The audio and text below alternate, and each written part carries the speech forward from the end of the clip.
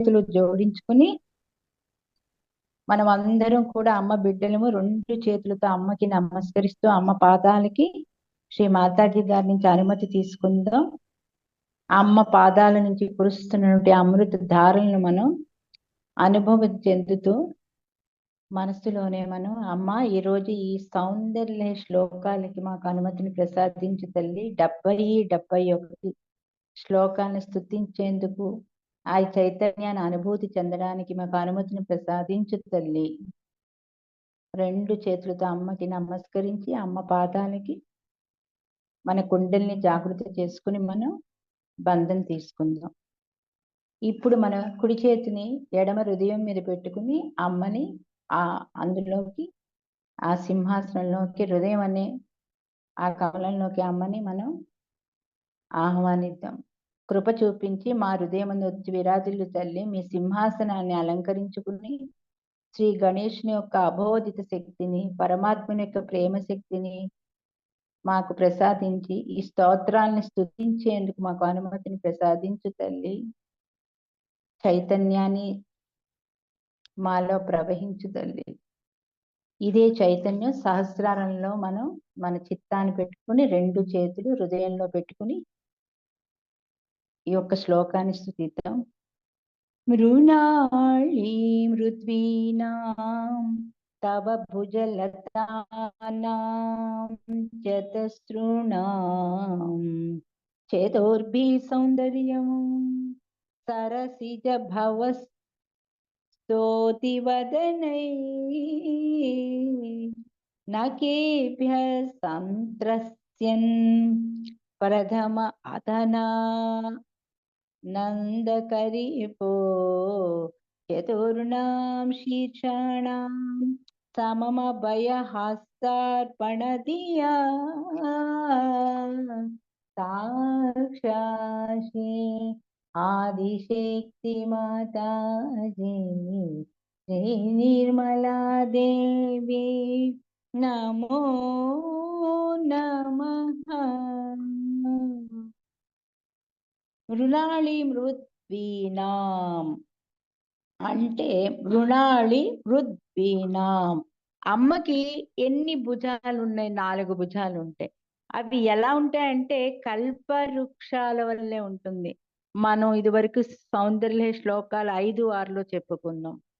So అవి కల్పవృక్షాలు అమ్మ దగ్గర ఉంటాయి కదా సహస్రారంలో. ఆ కల్పవృక్షాలు ఎందుకు అమ్మ కల్పవృక్షాల తోటలో ఉంటుంది? ఎందుకంటే భక్తులు కల్పవృక్షాలు అంటే అమ్మ దగ్గర ఉన్నవి ఏమిటి? దేవతలే కల్పవృక్షాలు. ఇంద్రుడు, దేవేంద్రుడు వీళ్ళందరూ కూడా ఆ కల్పవృక్షాల తోట కింద అయ్యి అమ్మ దగ్గర ఉంటాయి. అమ్మ అందులో నివసిస్తుంది మణిద్వీపంలో. సో ఇక్కడ ఏంటంటే అమ్మ 4 భుజాలు కలిగి ఉంటుంది కనుక ఆ తల్లి జగన్మాత శ్రీ ఆదిశక్తి.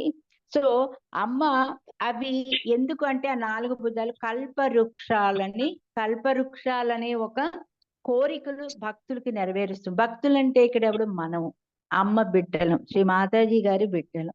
సో ఇవేంటంటే ఆ కల్పవృక్షాల వల్లే అవి ఎప్పుడూ కూడా అమ్మ 4 భుజాలు మనకి. కల్పవృక్షాలు ఈజ్ నథింగ్ బట్ కోరికలు, డిజైర్స్. సో ఆ కల్పవృక్షాలు అమ్మ ఎందుకు ధరించుంటుంది అంటే కోరికలు, తన బిడ్డల కోరికలు తీర్చడానికి. సో ఇక్కడ ఏంటంటే అమ్మ 4 భుజాలు కూడా 4 కల్పవృక్షాలు వంటివి. అమ్మ 4 చేతులతో కూడా మనకి ఎప్పుడు కూడా అభయం, వరదం, కోరికలు తీరుస్తూ ఉంటాయి. అమ్మ ఇవి 4 భుజాలు అందుకే ధరించి ఉంటుంది అనమాట. సో మృణాళి మృద్వీనాం తవ భుజలతానాం తతస్రుణాం. అమ్మా నీ యొక్క భుజాలు ఉన్నాయి కదమ్మా, అవి ఏంటంటే 4 కల్ప వృక్షాలు వంటివమ్మా. అవి ఎందుకు నువ్వు ధరించావంటే తల్లి, నీ బిడ్డలు ఆకలి తీర్చడానికి, నీ బిడ్డల కోరికలు తీర్చడానికి తల్లి ఆ బాహులు. సో అందుకే తల్లి నిన్ను బ్రహ్మదేవుడు పూజిస్తూ ఎక్కువ ధ్యానిస్తాడు అమ్మని. ఎందుకంటే ఆయన కూడా చతుర్ముఖ బ్రహ్ముడు కదా. తలలు 4 ఉంటాయి, 5 ఉండేవి. 5లో ఒకటి అహంకార భూతమైనప్పుడు శివుడు అది ఖండిస్తాడు. సో అందుకే ఆయన కూడా 4 భుజాలతో 4 తలలతో ఉంటాడనమాట. అమ్మా నీ యొక్క భుజాలు నీ భుజాలు ఎలా ఉంటాయంటే కల్పవృక్షాల వలె. అంటే కోరికలు, నీ బిడ్డలకి కోరికలు తీర్చేటటువంటివి ఉంటాయి తల్లి.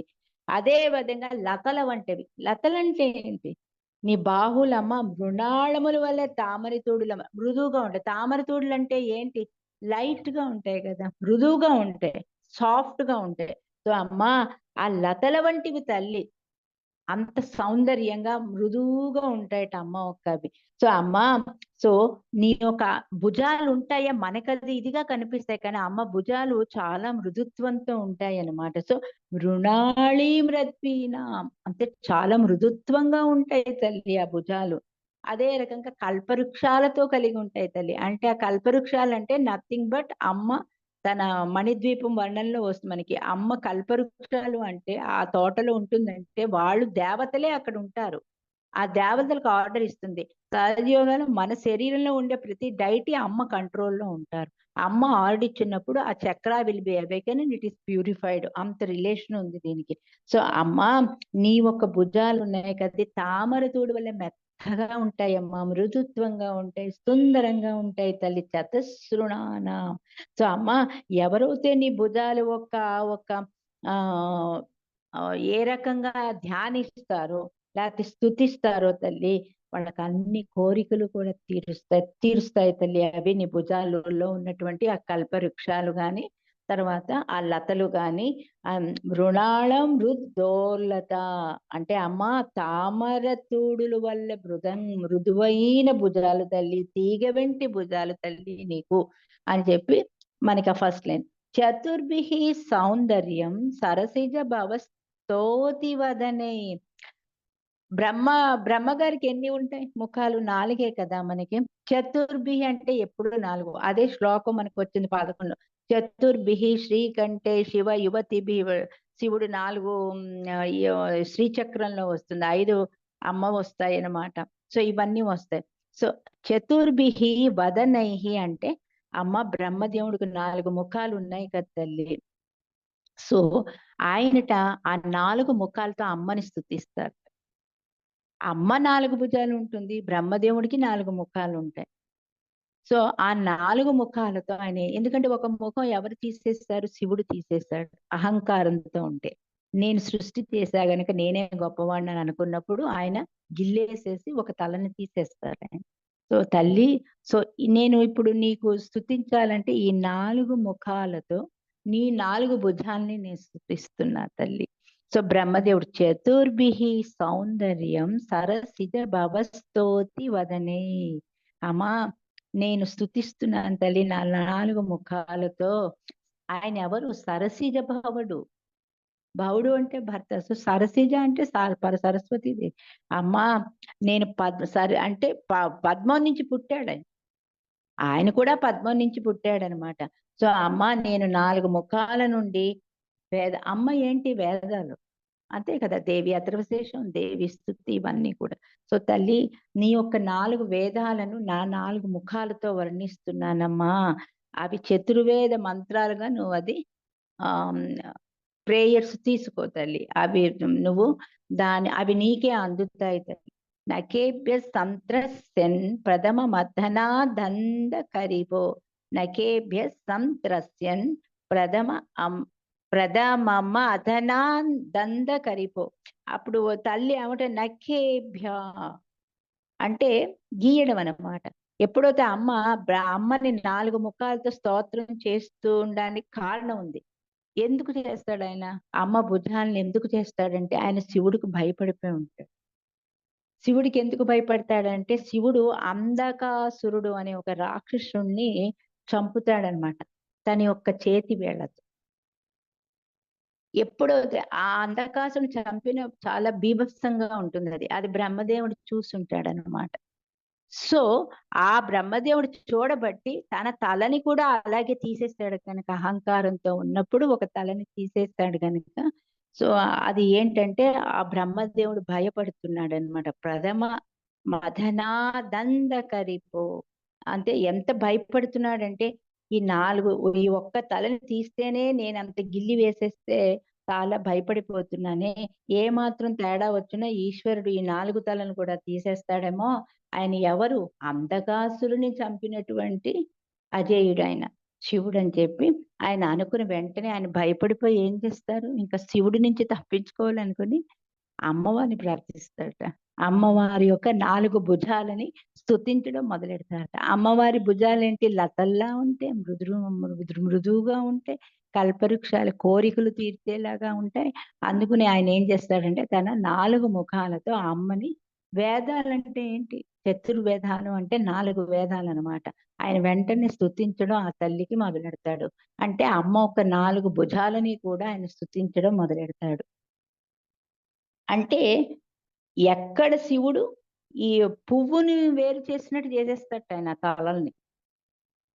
అంత మృదుత్వంగా తీసేస్తాట. అది ఆయన భయపడిపోతాడనమాట. సో నెక్స్ట్ చతుర్ణాం శీషాణం సమమ భయ హస్తార్పణ దియా. అంటే చతుర్ణాం మళ్ళా 4 వచ్చింది ఇక్కడ. అమ్మా నా 4 తలలతోనూ నిన్ను 4 భుజ తలలను స్తోత్రం చేస్తున్నాను తల్లి. చతుర్బాహు సమన్విత అంటూ మొదలెట్టాట ఆయన అనమాట. అది లలితా సహస్రంలో వస్తుంది. అవి ఎప్పుడైతే ఆయన స్తుతించడం అమ్మ భుజాలని మొదలెడతాడో వేదాలతో, చతుర్వేదాలతో, అప్పుడు అమ్మ ఏం చేస్తుంది? ఒక చేత్తో అభయం ఇస్తుంది ఆయనకి. ఎలాగా?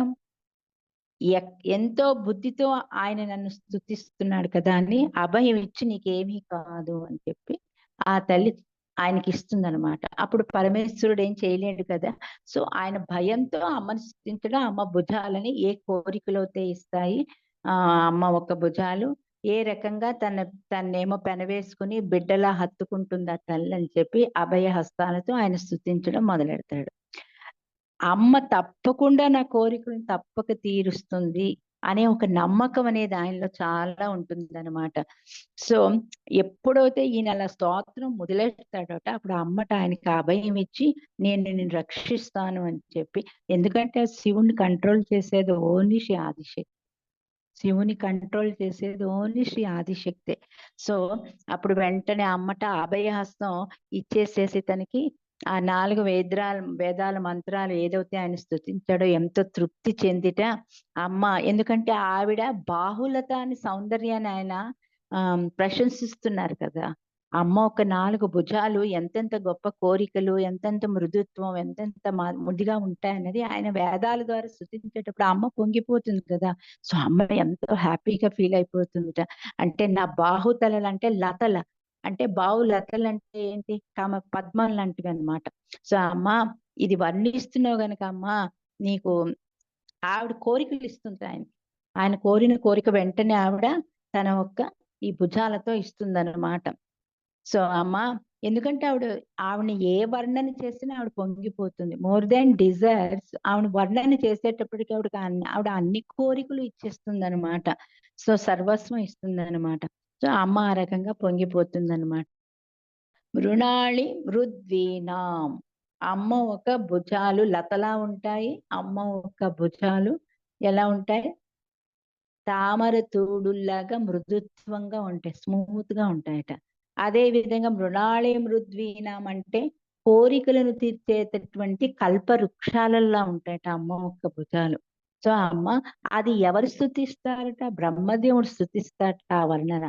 ఎందుకు స్తుతిస్తాడు? ఇంతే ఈ శ్లోకంలో ఇంతే జ్ఞాపకం పెట్టుకోవాలి మనం అంతే. ఎందుకు స్తుతిస్తాడు? ఎందుకంటే శివుడు అంధకాసురుడు అనే రాక్షసుడిని చంపేసేసి ఈయన అహంకార పూరితే నేనే సృష్టించా, నేనే గొప్పవాడని అనుకున్నప్పుడు ఆయన ఏం చేస్తాడంటే ఆయనే సింహాసనం ఎక్కి త్రిమూర్తుల్లో నేను గొప్ప అని ఉన్నప్పుడు ఆదిశక్తికి కూడా ఆయన ఇదవుతే అప్పుడు ఆయనకి కోపం వచ్చి తన గోళ్ళతో గిల్లేసేసి ఒక తలని తీసేస్తారు. అందుకే అహంకార పడకూడదు ఎప్పుడు. సో ఆయన ఎలా తీయాలో ఆయనకే తెలుసు.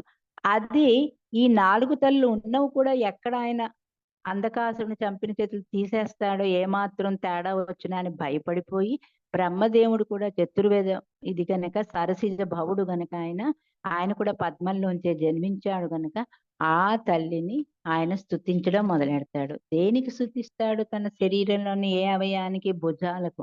ఎందుకంటే భుజాలు ఒక సౌందర్యాన్ని వర్ణించినప్పుడు ఇంత గొప్పవి తల్లి నీ యొక్క భుజాలు అని చెప్పి స్తుతించినప్పుడు అమ్మని ఎక్కడ పాదాలు గాని ముఖం గాని నుదురు గాని, చెవులు గాని, కర్ణాలు గాని, కంఠం గాని ఏది వర్ణించినా అమ్మ చాలా పొంగిపోతుందిట.